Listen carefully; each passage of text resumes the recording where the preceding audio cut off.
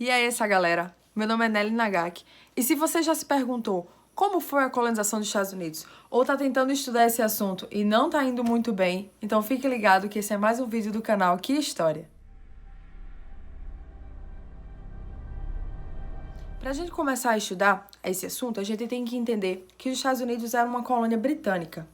Então, a gente não vai entender exatamente como foi a independência dos Estados Unidos. Eu quero que vocês entendam o contexto que eles vieram. Por exemplo, a maioria das pessoas que foram para os Estados Unidos nesse período não foi uma colonização de exploração, como foi o caso da maioria das colonizações da América Latina. Então, as pessoas vinham da Europa, aqui na América Latina. Eles vinham para a América Latina, pegavam as coisas que eles queriam e levavam de volta para a Europa. Então, eles não queriam morar aqui. Nos Estados Unidos, foi o inverso. Foi colônia de povoamento. Então, colônia de exploração é para você explorar. E colônia de povoamento é para você povoar, para vir morar. Então, as pessoas que foram para os Estados Unidos, a grande maioria, eles foram com a intenção de morar lá, de formar famílias e viver uma vida lá, certo? Isso vai ser interessante para vocês analisarem, por exemplo. Aqui no Brasil, a gente pode ver que a maior parte da população brasileira se encontra no litoral. Por quê? Porque é onde tem os portos.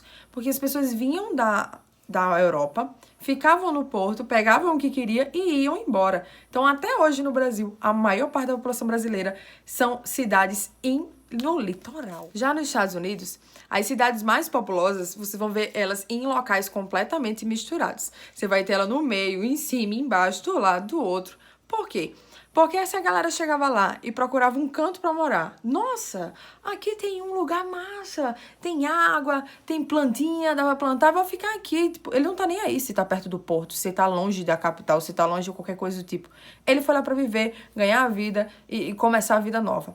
Lembrando, muitos deles estavam fugindo das perseguições na Europa, porque eles eram cristão novo, protestante, e na Europa estava havendo perseguição pelos católicos. Então, a maioria veio fugido, não estava nem aí para o que estava deixando para trás, ele queria realmente era começar a vida nova. Aqui no Brasil e na América Central, a maioria dos índios foram exterminados porque eles tentavam escravizar esses índios, e quando não conseguiam, ou quando eles tentavam e os índios não se deixavam escravizar, eles exterminavam. Lá nos Estados Unidos, nem isso eles tiveram a chance. Então, nem para ser escravo eles queriam. A maioria dos índios dos Estados Unidos foram completamente exterminados. E é por isso que a população indígena é baixíssima lá até hoje.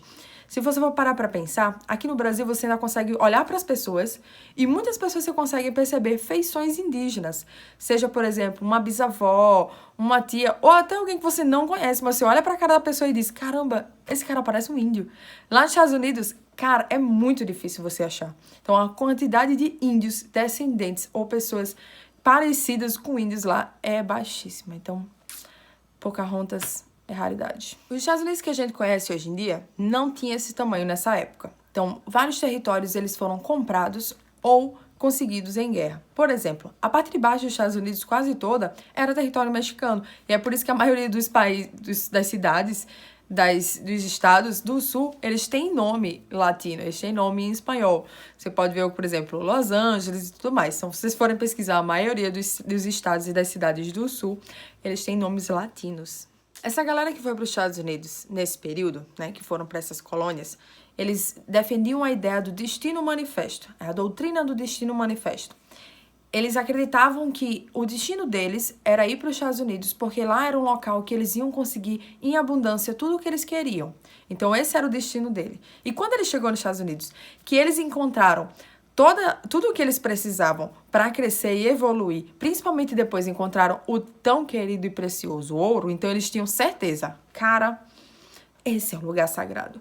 Principalmente porque a maioria das pessoas que foram para lá, eles eram protestantes de linhas calvinistas. E a maioria que pensava, por exemplo, que a riqueza material é uma demonstração divina, no caso. Se eu possuo riqueza, é porque Deus está mostrando que eu estou no caminho certo. E Ele está me agraciando com uma vida boa e confortável aqui na Terra. Então, se eles estavam conseguindo em abundância uma vida boa e confortável, é a demonstração divina de que eles estavam no caminho certo. Então, é a prova de que os Estados Unidos é um lugar maravilhoso e que todo mundo quer morar lá, porque lá é o lugar certo. Tá, né? Eles pensavam assim, né? Tem gente que pensa até hoje, né? A gente vai pra lá, porque acha que vai ficar rico, milionário. Tem gente que fica, tem gente que não. A mão de obra principal lá eram 3. A gente tinha mão de obra livre, então eram pessoas assalariadas, pessoas que trabalhavam e recebiam pelo seu trabalho. Escravos, lembrando, os escravos levados dos Estados Unidos eram praticamente escravos africanos. Então, do mesmo jeito que aconteceu na América Central e na América do Sul, a galera foi trazida da África para o trabalho forçado, o trabalho escravo na América do Norte também. Então, a gente tem trabalhador livre, trabalhador escravo, e a gente tem os imigrantes, que eram trabalhadores livres, mas eles não eram de lá. A maioria eram pessoas de outros países que tentaram a vida nova do mesmo jeito que essa galera com a ideia do Destino Manifesto. Então você tem italianos, alemães, franceses, e aí você vai. Por isso que os Estados Unidos é formado praticamente de gente de todo canto do mundo. E aí que a gente entra em outro ponto específico desse período, que é os Estados Unidos meio que se dividiu em 2, né? A parte de cima era a parte do norte, né? Óbvio. Sim, cima é norte. Então, os Estados Unidos meio que se dividiu em 2. A parte de cima, os nortistas, eles eram chamados de Yankees. Eu me falar Yankee e tal. Eles eram chamados de Yankees. As ideias deles eram mais liberais. Por quê? A maioria dos seus trabalhadores, eles eram pagos, né? Eles eram trabalhadores assalariados, então eles recebiam para o seu trabalho e eles estavam começando com a comércio e industrialização. Então, se você tem um funcionário que você paga ele vai receber dinheiro e ele vai consumir o produto. Então, é interessante que todo mundo receba para que todo mundo consuma seus bens, né, que você está produzindo e assim a economia gire. Do lado de baixo, os sulistas, a gente é chamados de confederados. Eles, por outro lado, a sua economia é baseada na agricultura e pecuária, mas a maioria é agricultura mesmo. Então, eles já têm uma mão de obra escravista. Eles tinham aquele vasto campo, né, para trabalhar. E quem trabalhava neles, a maioria eram escravos africanos. Então, para eles, eles não estavam nem aí se essas pessoas recebiam ou não, porque não dava lucro para eles. A economia deles era baseada em vender para fora do país. Então, a galera aqui de cima era protecionista. Eles queriam proteger a economia.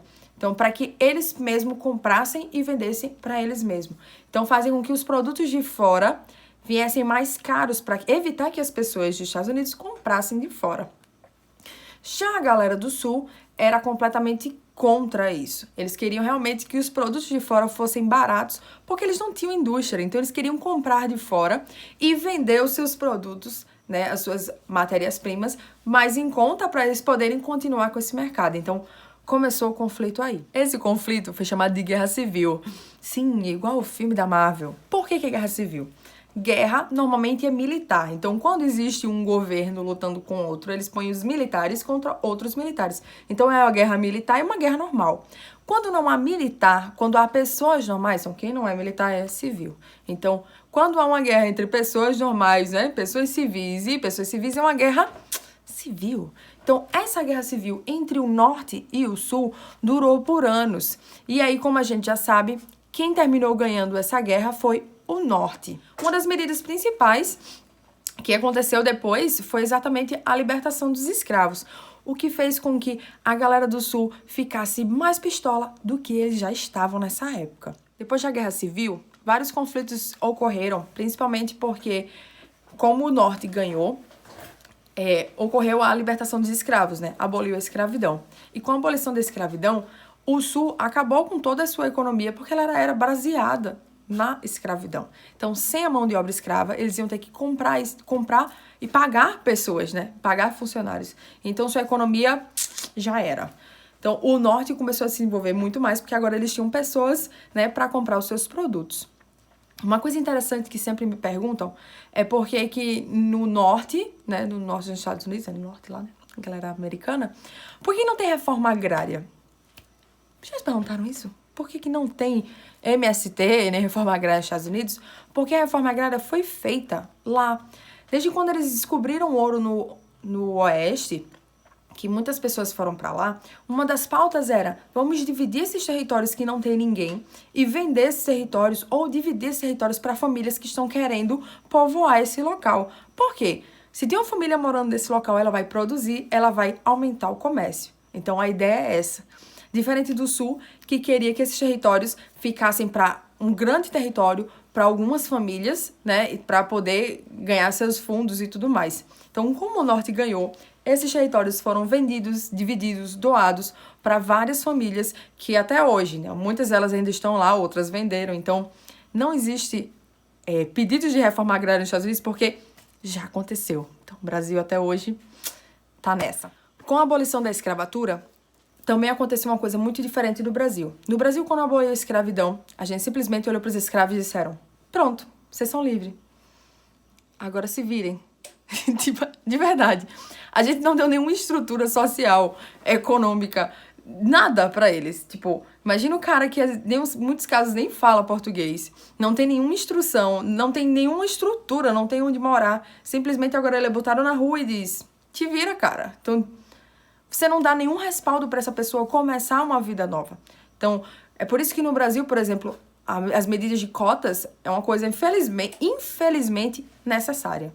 Então, o sonho de que a galera o sonho de todo mundo é que as cotas não sejam mais necessárias, mas, infelizmente, é algo necessário para a gente conseguir compensar essa burrada que a gente fez nessa época. Então, vamos lá. Nos Estados Unidos, apesar de ter vários outros problemas relacionados aos negros, eles não fizeram essa burrada.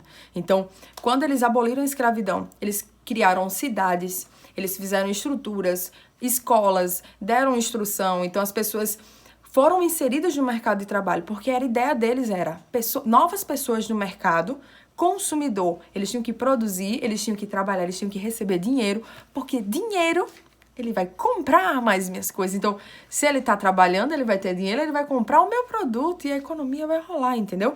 Então, era de interesse americano. Também não fizeram porque era bonzinho, não. Então, não pense que ele fez porque ele era legal, tá? E a gente tem mais um último ponto, que vem até hoje, só que começou por causa desse conflito. Quando acabou a guerra, a galera do Sul continuou com muito rancor e muito remorso por tudo que tinha acontecido. Afinal, eles perderam toda a sua economia, eles perderam toda a sua estrutura social que eles tinham há tanto tempo. Quando foi ocorrer a eleição para escolher o novo presidente, a galera do Norte, com medo da galera do Sul eleger um presidente e voltar tudo que estava antes, porque é só chegar um cara e dizer assim: ei, volta a escravidão, volta tudo, e pronto, tá desfeito todo o trabalho que eles tiveram. Então, com medo da galera do Sul votar em um cara e eles ganharem, o que a galera do Norte fez? Escolheu um candidato a presidente e fez um acordo com os estados sulistas. Esse acordo dizia mais ou menos assim: não pode voltar à escravidão, tá proibido. Todo mundo tem que trabalhar e receber seu salário. Mas a gente não vai se meter nas suas políticas sociais. Por exemplo, vocês querem tratar os negros diferentes e tudo mais, a gente não se mete. Mas vocês não podem voltar à escravidão. Então, daí você tira que eles não estavam muito preocupados com os negros em si. Eles estavam preocupados com a economia do país. Então, isso fez com que oficializasse como ok todos os problemas racistas que existiam nos Estados Unidos naquela época. Como, por exemplo, divisão dentro do ônibus para brancos e negros. Gente, tinha a rua com a linha. De um lado era para branco, outro lado era para negro. Então, restaurantes, se fosse negro, você não podia almoçar ou jantar num restaurante, porque tinha restaurante que podia, outro não. Então, a gente tem vários exemplos absurdos e alguns filmes que eu vou colocar aqui na descrição para vocês terem noção do quão surreal é isso. A gente hoje em dia tem um privilégio do caramba de a gente ter os problemas. Claro, a gente tem problemas racistas muito na cara, e quem é negro sabe muito melhor do que eu, porque eu não tenho esse lugar de fala, não é meu. Mas se comparado com essa galera vivia nessa época, então a gente já evoluiu pra caramba. Então, todos os problemas sociais que ainda existem, racistas nos Estados Unidos, eles são fruto desse período, são frutos desses conflitos desse período. Com o passar do tempo, vários grupos negros, vários grupos conseguiram exigir seus direitos, exigir acabar com todas essas divisões e conseguiram ao custo de muitas vidas e ao custo de muita luta. Então é isso, eu espero que vocês tenham entendido mais ou menos como é a história dos Estados Unidos no século XIX. Qualquer dúvida, pode colocar nos comentários, mandar mensagem no Instagram, pode mandar mensagem em qualquer lugar que você achar conveniente que vai ouvir, mas de qualquer maneira, na quinta-feira a gente vai ter a live e você vai pedir qualquer dúvida ao vivo comigo. Então, anota a sua pergunta.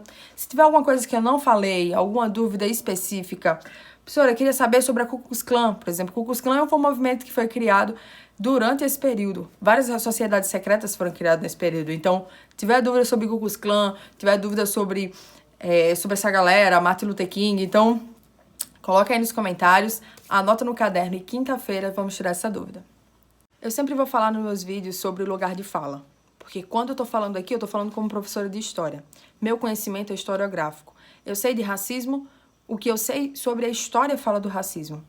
Eu consigo entender e perceber o que o racismo representa para as pessoas negras com o que eu estudo, com o que eu aprendo, com o que eu leio, com o que eu ouço. Eu não sei o que é racismo porque eu não passo. Eu posso ver o meu amigo negro passando e eu compreender empaticamente a sua dor. Mas eu não tenho o direito de falar o que é racismo e o que não é, porque eu não sou negro. Então, eu queria que todos os meus amigos negros se sentissem abraçados e todas as pessoas que não são meus amigos, mas que deveriam ser meus amigos. Vocês são tampa. Então, se tiverem qualquer dúvida, alguma crítica ou comentário, fiquem à vontade para falar também. É isso aí.